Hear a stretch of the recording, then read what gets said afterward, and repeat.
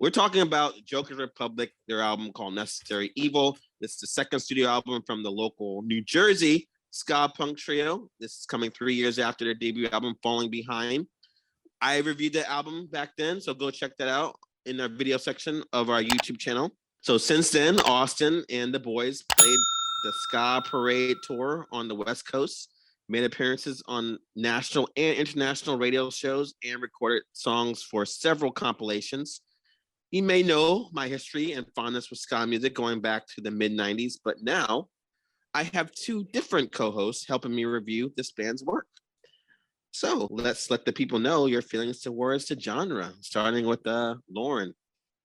I can't say enough about this album, and by enough, I mean so very little, because I don't like ska music. I try, but I've also tried to like olives because your tastes change every so many years, and I still can't eat a fucking olive to save my life. So olives and ska, not happening in Lauren's world. How about you, Tyler? I'm going to quote a meme I sent to Jarrell today. Ska music is what I assume a 13-year-old hears in their head when he gets extra mozzarella sticks at a restaurant. And I'm sticking with that. So this is going to go really well. So I would say he's got the youthful vocals. He's got the energy. He's got the hyper ska guitar upstrokes, aggressive punk rock as well. And all that put together, the band sounds a lot like Less Than Jake. And that's for a couple of reasons. This record was produced by Less Than Jake bassist Roger Lima. And also Less Than Jake trombonist Buddy toots his own horn, so to speak, on the opening track, which is the title track. So on one hand, the blatant comparisons that Joker's Republic have gives him less of an identity. But on the other hand, music is fun and it's got some social and self-reflective lyrics as well. I like the way they harmonize those that's right. The like upstrokes happen at the same time. It's giving me the idea that you're in for some skanktastic times. And it's great commentaries on how people use art and creativity to channel their sadness and anger. He's saying, you've heard this song, these topics for like 1,000-something times, but it's a necessary evil, not our fault. Can you guys at least perk a bit of a smile with that first song? Yes, I can, because it sums up my opinion of ska. The song's been written 480,250 times before by everyone who's ever learned to play guitar. I'm not original, and that's where the quote's gonna fucking end. I'm setting them up. He knocks it down. I've never loved Tyler more.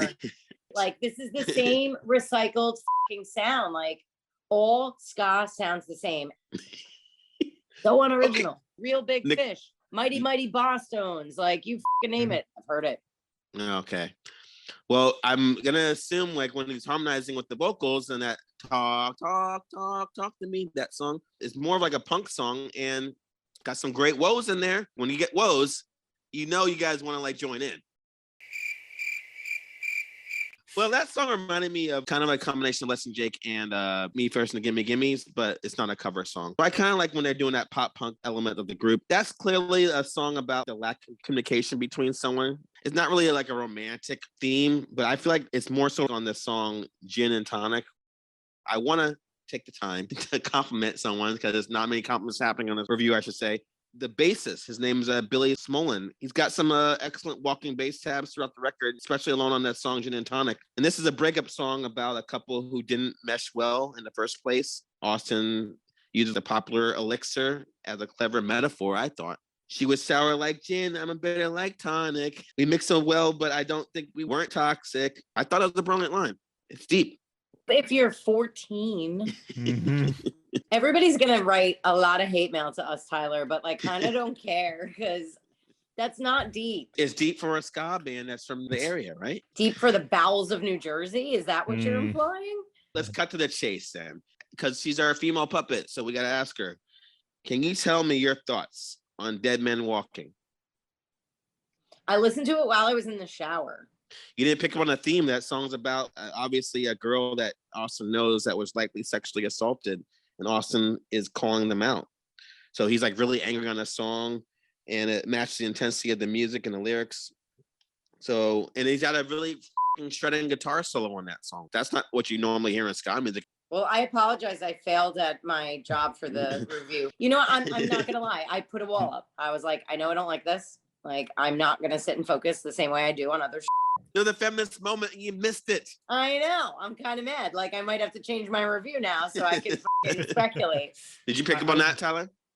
Well, here's the thing. I'm very conflicted. To me, like when I think of ska, my mind goes to like Listen Jake or Mighty Mighty Boss Tones, just horns and that Jamaican influence just like right in your face.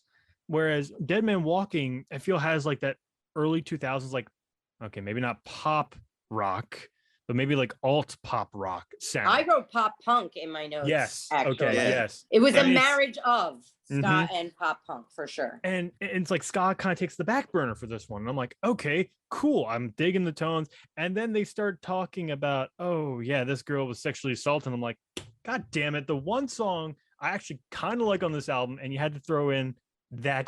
You don't want to let harshness on your buzz when it comes to ska music, right?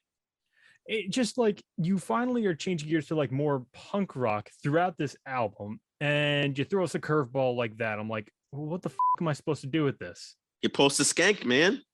Well, I think if you compare that song to like the infamous Date Rape song by Sublime, it's the same topic, but they don't have a comical moment at the end. So I don't think the song is going to be as equally iconic as the Date Rape song.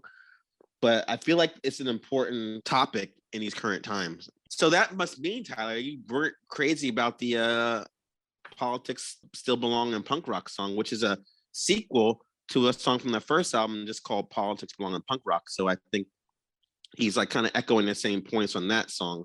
Did you find that song was a little bit too heavy too? Okay, so there's one thing about like being reflective about here are the politics of America right now in song form, da da da da da. I don't know where I was going with this already. Take your time, baby. Take your time. You know, I'm used to like hearing artists like sing about this. Like one of my favorite songs by Dropkick Murphys is that song about like the politics in America. I forget what it's called right now, but and it's kind of like the same thing here, but it has that more like pop punk sound. But this is definitely a little bit better than Dead Man Walking. Okay. Well, what I liked about that song is they have a line in that song where he says, freedom of speech doesn't mean you're free from consequences. And I stood up and applauded because it's like, finally someone gets it. But I feel like, you know, considering all the racists, fascists, homophobes, transphobes, and sexists are like multiplying, I'm like, will there be a third version of this song on the next album? Maybe titled like Politics Still Endlessly Belong in Punk Rock. At the end of the day, I thought it was a pretty good song. Did you pick up on the lyrics of that song, Lauren? What I'm trying to wrap my head around is, will the message get out there given the genre? Because, well, no, I'm going back a little bit to what Tyler said about like when he said you expect certain messaging from punk. Like I think about like the Sex Pistols and like the politicizing that they did against the British monarchy and everything, you know, like that's what you expect of certain music, to instill certain kind of messaging. Would someone that's a ska fan be jumping up and down a dance hall and respecting the lyric? I don't know. I don't know if it's met on the proper ears.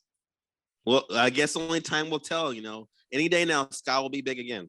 Don't hold your breath. Okay. Good point. Did you guys pick up on the personal lyrics? Like anxiety and whoa, it's me. The speed and tempo of anxiety gave me anxiety. Put it like that. So it did its job then. It's relatable to a lot of people, not me, of course. I don't stay up at night on my thoughts because my nightcap of a usual bottle of rum and some Valium puts me right out.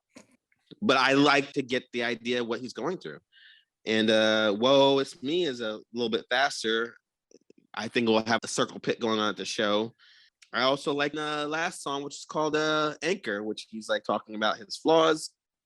And he says, I'm only beside myself, disturbed and too proud to get help, too stubborn a person to be who I need to be. You writing that down, Tyler? I like the way that song is so chilled and reggae toned. Gotta say it right. Real rock steady groove. Like the analogy of being without an anchor to be grounded. Was that deep enough for you, Lauren? Like a wading pool, right? I feel bad because I kind of glossed over this song, but I lost interest. So I had in my notes if there's any other tracks you guys want to discuss, but I feel like I should just skip ahead and give my compliments to the drummer, Pat Elwood, for laying down some great beats and also being the backbone for these skawsome songs. No. I love like having a voice of reason against Jarrell sometimes. Well, Tyler seems at least disgusted by that ska pun. So let's have him go first with your final thoughts and rating. Okay, final thoughts. Based on the band's name, this is fun. I was hoping for a sound like Teenage Bottle Rocket. I was sadly mistaken. It's like a dick punch. It's ska. If you like ska, give it a listen. There are some songs there that are kind of like that pop punk kind of feel that you can use for that ever-growing Vulture's Entrail playlist that you got going, but otherwise, skip it. All right, on to Lauren. I am also going to skip this. It really didn't resonate with me. Ska never did.